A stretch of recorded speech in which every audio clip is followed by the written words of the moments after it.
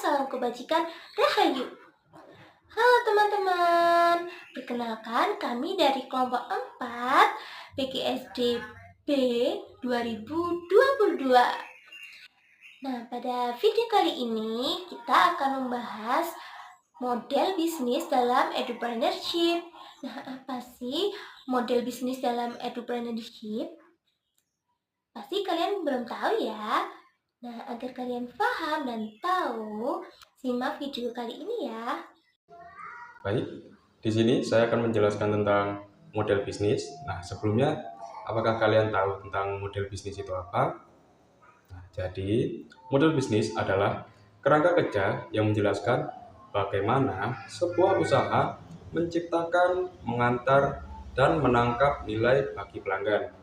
Nah, jadi dalam entrepreneurship, model bisnis menentukan bagaimana layanan atau produk pendidikan dapat berkelanjutan dan memberikan manfaat dalam jangka yang panjang. Nah, jadi begitu. Jenis-jenis model bisnis dalam entrepreneurship itu ada 5. Yang pertama ada subscription based, yaitu berlangganan, layanan berlangganan. Jadi ini tuh model bisnis ini memungkinkan pelanggan itu untuk mengakses produk atau layanannya secara berkelanjutan. Jadi pelanggan tersebut dapat membayarnya secara teratur. Contohnya itu ada Kuiper, lalu ada Zenius, ada Ruang Guru, dan lain-lain. Yang kedua ada freemium, yang artinya yaitu layanan yang gratis dengan fitur yang premium. Nah, model bisnis ini memungkinkan pelanggan untuk mengakses produk atau layanannya secara gratis, tetapi dengan fitur yang terbatas. Jika pelanggan tersebut ingin memiliki fitur yang lebih lengkap, lebih bagus-bagus, pelanggan tersebut dapat meningkatkan pada versi yang berbayar. Yang selanjutnya yaitu one time purchase. Nah, ini itu adalah model bisnis ini memungkinkan pelanggan itu membeli produk atau layanannya secara satu kali saja tanpa berbayar. Selanjutnya yaitu marketplace. Marketplace model bisnis ini memungkinkan perusahaan untuk menyediakan platformnya. Contohnya itu ada Udemika, ada Khan Academic, ada Google Classroom, dan lain-lainnya. Dan yang terakhir itu ada advertising based, yaitu model bisnis ini memungkinkan perusahaan untuk menghasilkan pendapatannya dari iklan. Jadi iklannya nanti itu ditampilkan pada platform atau aplikasi-aplikasi seperti itu. Selanjutnya yaitu bisnis model canvas atau BMC. BMC adalah alat manajemen strategis yang digunakan untuk mengembangkan atau mendokumentasikan model bisnis baru maupun yang sudah ada. Alat ini menawarkan representasi visual yang terdiri dari 9 elemen utama.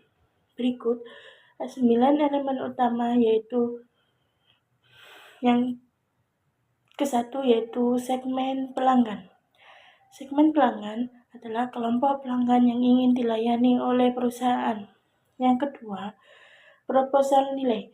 Proposal nilai yaitu nilai unik yang ditawarkan perusahaan kepada setiap segmen pelanggan. Yang ketiga, saluran. Saluran adalah cara perusahaan menyampaikan proposisi nilai kepada pelanggan.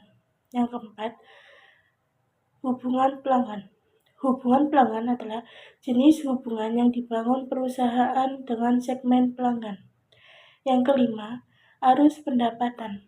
Arus pendapatan yaitu cara perusahaan menghasilkan pendapatan dari setiap segmen pelanggan. Yang keenam, sumber daya utama. Sumber daya utama yaitu aset penting yang digunakan untuk membuat proposisi nilai.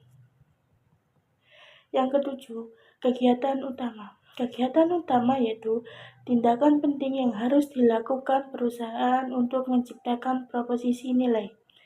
Yang ke-8, mitra utama. Mitra utama yaitu jaringan pemasok dan mitra yang membantu perusahaan menjalankan bisnis. Dan yang terakhir atau yang ke-9 yaitu ada struktur biaya. Struktur biaya yaitu semua biaya yang dikeluarkan untuk mengoperasikan model bisnis.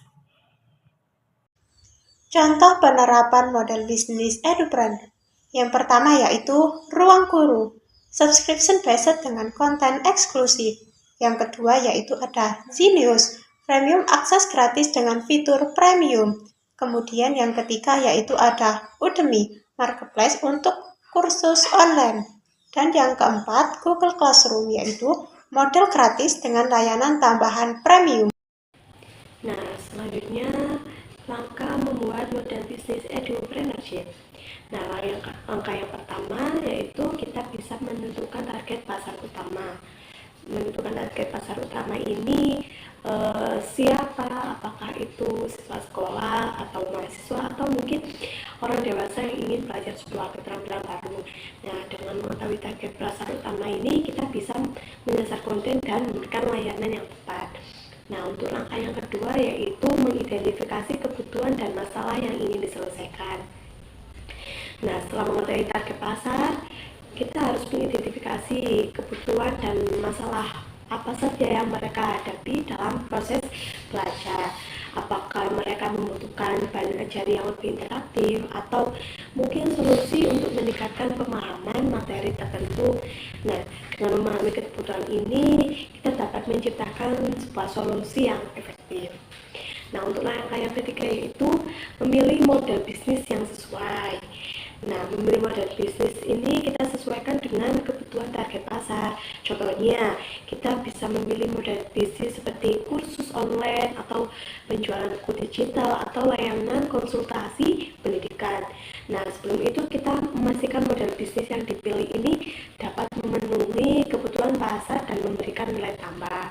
Seperti itu ya, teman-teman. Untuk langkah yang keempat, kita membuat strategi pemasaran dan distribusi.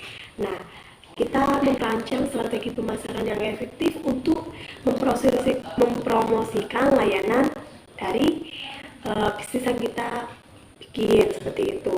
Nah, kita bisa melalui media sosial, email marketing, atau kerjasama dengan institusi pendidikan.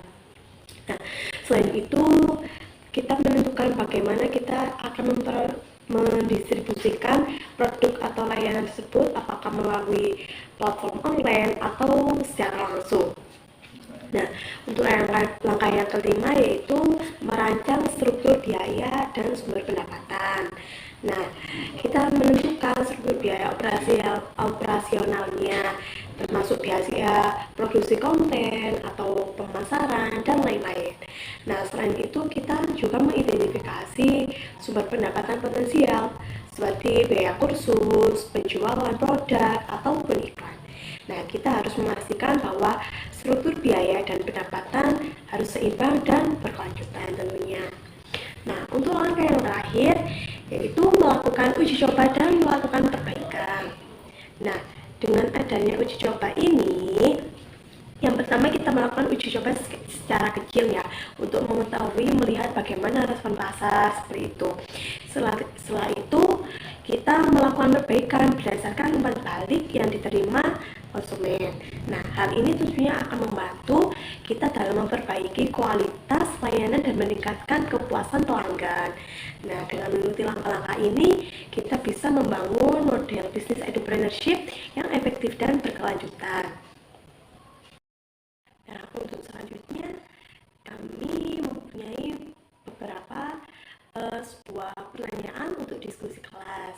Nah, untuk yang pertama, kira-kira dari setelah penjelasan yang kita berikan, menurut Anda, model bisnis mana sih yang paling cocok untuk pendidikan di Indonesia? Nah, untuk yang diskusi kedua, bagaimana cara membangun model bisnis yang berkelanjutan? Untuk diskusi yang ketiga, buat bisnis model kanvas sederhana untuk bisnis pendidikan Anda.